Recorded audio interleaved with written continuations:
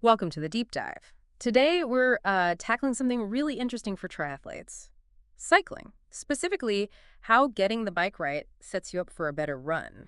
Yeah, it's crucial, isn't it? Especially since, let's be honest, most triathletes didn't grow up as dedicated cyclists. Well, We haven't got thousands of miles in our legs from teenage racing or anything like that. exactly. So, our mission for this deep dive is to really explore this idea of big gear cycling, maybe training at a lower cadence. We're going to be looking at the principles discussed by Trisudo quite a bit here. It's about understanding why this method, which often goes against the grain of traditional cycling wisdom, might actually be super effective for triathletes.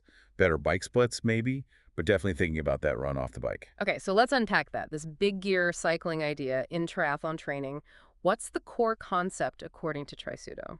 Well, they integrated pretty heavily. The main idea is to build strength and resilience on the bike. It's about developing the ability to push a solid gear, maintain a good, strong rhythm for the whole bike leg. So less focus on just spinning really fast and more on making each push count, developing power. Exactly, building specific strength. And they argue it's actually a more efficient way to gain fitness, especially for triathletes who are, juggling three sports and don't have unlimited hours to just ride. Right, time is always the big factor. Always. So this is about sustainable gains without necessarily needing the huge volume some high cadence approaches might demand. This definitely bumps up against that spin to win idea that you hear a lot in pure cycling. So why does Trisudo argue against just adopting high cadences, especially for us age groupers without that pro cyclist background? Well, they really question if blindly copying high cadence is right for triathlon.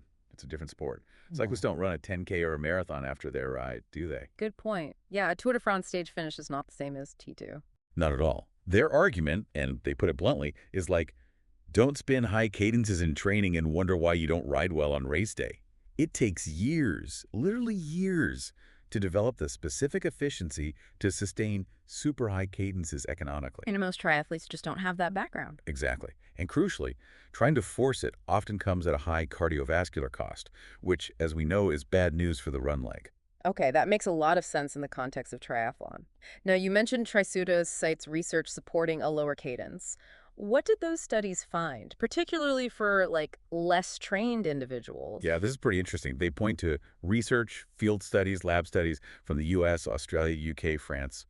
Quite a range. And consistently, these studies show that people without that deep cycling background, they actually produce more power, more sustainable speed at lower cadences, Lower like, how low are we talking? often in the range of 60 to 70 RPM. 60. Wow, okay, that is lower than the 90 plus you often hear bandied about. It is. It seems for many, their bodies naturally find it easier to generate force, that muscular push, rather than super fast leg speed when they haven't spent years adapting. So what happened in these studies when people tried to pedal faster, say above 70? Well, efficiency dropped off. Yeah. Sometimes significantly, like maybe up to 10% in some key scores, like how much power you get for a given heart rate. Okay, less bang for your buck, essentially. Pretty much. And at the same time, heart rate went up, noticeably. They mentioned novices trying to hold 100 RPM, seeing their heart rates climb way up, like maybe only 15% below their max, just trying to sustain it. Which again links straight back to that run problem. If your heart rate is already sky high getting off the bike. You're in trouble for the run, exactly. Yeah. So connecting it all back to the specific challenges for triathletes, limited hours, most don't have that elite cycling pedigree, and crucially, you have to run well after the bike. A jacked up heart rate is just detrimental. Right. So can you break down the physiological trade-offs a bit more? High cadence versus low cadence? Sure. So, very simply put, higher cadence tends to demand more from your cardiovascular system. Your heart and lungs are working harder to fuel those rapid muscle contractions. Okay, more aerobic stress. Yeah. Whereas lower cadence, pushing a bigger gear, puts more load on your leg muscles. More muscular stress, you could say. So it's a trade-off between your engine and your chassis almost. That's one way to think about it. Now, if you need massive power, like a track sprinter, maybe higher cadence helps distribute that peak load. But for the steady, sustained efforts in long-course triathlon, the power output isn't usually that high. So Trisudo argues the cardiovascular cost of very high cadence often outweighs any benefit, especially when you need to run later. Okay. So if someone considers shifting towards a lower cadence, maybe targeting around 75 RPM, which Trisudo often mentions as a sort of benchmark, What are the upsides? A big potential win is a lower heart rate for the same power output or maybe similar power at a lower perceived effort, less cardiovascular strain. Which leaves more in the tank. Exactly. More in the tank for the end of the bike, and crucially for starting the run in a better state. Plus, they make the point that building specific bike strength to push a decent gear at, say, 75 RPM might actually be more trainable for time-crunched amateurs than building the huge aerobic engine needed to spin efficiently at 95 RPM for hours. That's a really interesting point about trainability within limited hours. Train the strength versus training the pure aerobic side of high cadence. And it comes back to specificity, right? You need to train how you want to race. If racing at 70, 80 RPM is more efficient for you, then spending lots of times spinning at 100 RPM in training might not be the best use of your time. Okay, but here's the big question I always hear. What about heavy legs for the run? Isn't that the risk with pushing bigger gears? Ah, yes, the classic concern. And it's a valid one. Trisudo is very clear on this.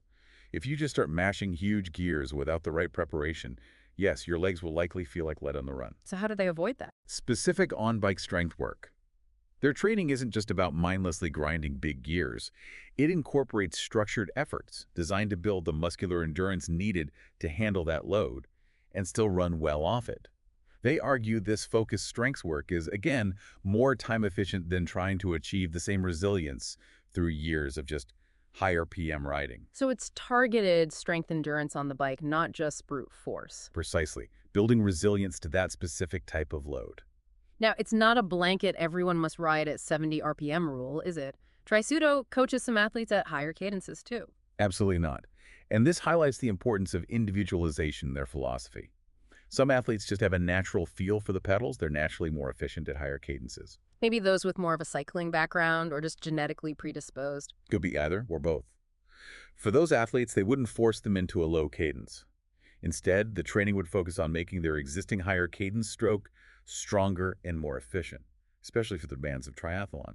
They use Caroline Steffen and Chrissie Wellington as examples, right? Showing different approaches. Exactly. Steffen, a powerful cyclist, great at high cadence for shorter stuff, but they worked on incorporating more strength work, big gear stuff, to help her hold form in longer races, Ironman distance. So strengthening her preferred style for endurance. Yeah.